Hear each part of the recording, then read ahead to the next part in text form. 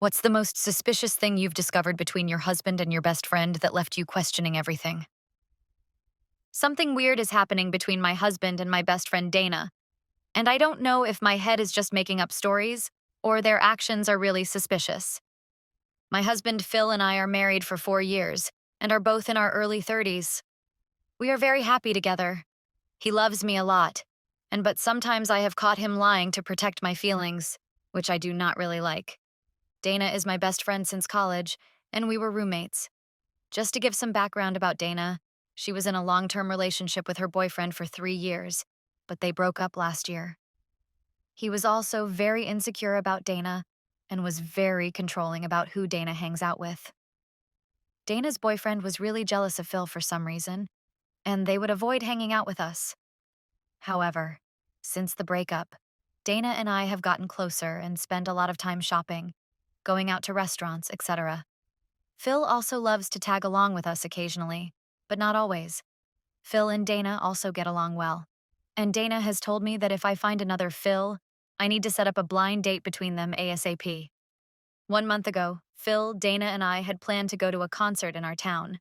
Phil was really excited as it was one of his favorite bands.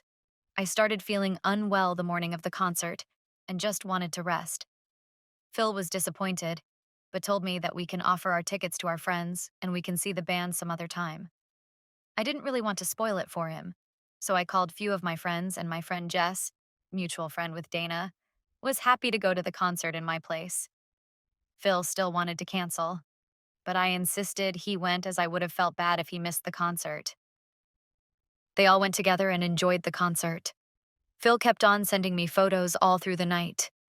The concert ended at 11 p.m., but I slept before that due to my medication. When I woke up in the morning, I was alone in the bed. I quickly checked my messages, and Phil's last message was at 11 p.m., saying they are leaving the concert, and he should be home soon after dropping Dana. I went to the living room, and Phil was sleeping on the sofa in the same clothes he wore to the concert. I waited for him to get up. I asked him about the night and when he returned home. He said that he came back home between 2 to 3 a.m. He said that there were multiple accidents outside the concert venue, and the traffic was horrible. He said he dropped Dana at her place and came home directly. I asked him why he was sleeping on sofa, and he told me that he did not want to disturb me, and also was too tired to change out of his clothes. Phil had some glitter on his clothes, but that was from dancing in the crowd at the concert. So he just crashed on the sofa and slept immediately. It seemed plausible, and Dana also confirmed the story. However, the weird behavior started after this night. Firstly, Phil stopped tagging along with me when I was hanging out with Dana. He would come up with the most unbelievable reasons to avoid going out with me when Dana was there. Phil has also been a bit aloof with me since that night, and I have noticed him spending a lot more time in his home office playing video games at night, instead of coming to bed. 2 weeks ago, I invited Dana to our house for drinks after we went out for shopping, and she also started giving reasons to avoid coming to our place. Dana has not visited our place since that day. The only time Phil and Dana saw each other was during a house party at my friend's place last weekend. I was observing their behavior, and they both were avoiding each other. I asked Phil about why he is avoiding Dana, and he said that it's just in my imagination. Dana also said the same, but then starts giving me bullshit reasons for not coming over to our apartment. I feel in my gut that their behavior is suspicious, but I am not sure if it's just my insecurity. How do I know what is going on? I have gone through Phil's phone multiple times, but the only messages between him and Dana are very sparse, and there are no messages since that night. I feel something happened between them that night, and both are just avoiding answering even the basic questions about why they are avoiding each other. Am I the for assuming the worst? I really do not want to come off as insecure, but it is killing me from inside. I was briefly able to get access to Phil's phone last Friday night. I did not have time to retrieve any deleted messages. However, thanks to someone's idea, I opened his camera gallery and went through the photos he took that night. One important thing that jumped out was Dana's outfit. Dana was wearing white shirt and denim shorts to the concert. As it was an outdoor concert, she took off her shirt and was only wearing a blue bikini top. She had some glittering fake tattoos on her shoulder and back. By the end of night, she was again wearing her shirt. So, for the glitter to be on Phil's car seat and his clothes, Dana had to have taken her shirt off in the car. I was so angry and could not keep my cool anymore. I went and confronted Phil. He immediately broke down and started apologizing to me. He said that it was his fault that he took it too far and was feeling very guilty all month. He said that he did not want to tell me because I would have been very upset, and he just wanted to forget it. I told him to tell me what happened in detail, and he did. He told me that Dana and Jess both got drunk during the concert. Phil had to hold Dana while taking her to the car. Dana slept in the car for an hour while Phil was driving. When she got up, she started playing music and singing loudly. At one point, she told Phil that it is hot in the car, and before he could lower the AC temperature, she took off her shirt. Phil said he was very uncomfortable at this point and asked Dana if it's okay he drives to our house, and she could sleep in the guest room, as her apartment would have added another 30 minutes to the drive. She insisted that she wanted to go home, so Phil took her home. As she got out, she asked Phil if he could walk her back to her apartment as she still felt tipsy.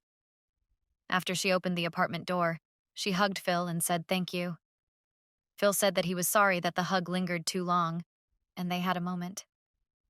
I had tears rolling down my eyes and asked him if they kissed. Phil told me of course not, but he cannot describe it. But there was definitely a moment between them. He told me that Dana invited him in, but he immediately told Dana that he had to leave and made a run to the car. I kept on asking what happened, and he just said they had a moment that he felt could not control and just got out of there. After he came home, Dana messaged Phil that he should have come inside the apartment. Phil kept on telling Dana that it was an accident and to forget about it. But Dana kept on asking Phil if he is attracted to her and if he had a good time. Phil told Dana that he is not attracted to her and never will be, and told her to not tell me about it. She agreed, and he deleted all the messages. He said that he sat on the sofa because they were messaging each other for a long time, and he did not want me to hear it. I asked him if he could retrieve the messages, and he told me he deleted them and also cleaned all his archive and sent messages. He just wanted to forget the incident ever happened. I showed him my post, and thanks to a comment, we went to find the messages on the SD card. Phil was right, and the messages were the same as what Phil described. I am still very mad at Phil for not telling me about it in first place. This is where it got super weird. I invited Dana for brunch yesterday and met her. I told her that I talked to Phil, and he confessed to everything that happened night during the concert. I asked her I wanted to give her a chance to tell her side of the story. Dana immediately became defensive. The story was the same until they got to her apartment building. Dana said that she opened her apartment door. She gave Phil a long hug for a great evening. She said that could feel Phil wanted more, but nothing happened beyond that. I asked her why she invited him inside the apartment. She told me that she wanted to offer him some water and snack as he was driving for a long time. I said that it's a really bitch move to invite my husband in her apartment at 1 a.m. at night when she felt he wanted more from her than a hug. She said that I was just being jealous and crazy. We started arguing, and she blurted out that she was not the one popping boners during the hug. I told her she is never going to see Phil again in her life, and our friendship is done. She started shouting that she knows Phil loves her, and he does not act on it because of me. She went on about how I am always complaining about Phil and do not deserve him. She said that Phil has been so nice to her after the breakup, and she feels he would leave me for her if he had a chance. She finally said that she could make Phil way happier than I ever could, and he has started to realize it now. At this point, I just wanted to avoid a blowout and walked away. I talked to Phil at night and what Dana said. He confirmed to me that he did become aroused when he hugged Dana that night, and he does not know why. Dana held his hand and invited him in after the hug, and he just ran towards his car. He said he feels guilty about it, but it does not mean he has feelings for Dana. He said he is very happy being married to me and would like to keep it that way for the rest of his life. Although I am relieved that nothing happened between them, it has been hard for me to process my thoughts. I feel mad at Phil for hugging Dana in the middle of night when she is barely wearing anything. He should know better. On the other hand, I feel like an AH myself that my best friend had a thing for my husband that I had no clue about and pushed both of them to go to the concert together.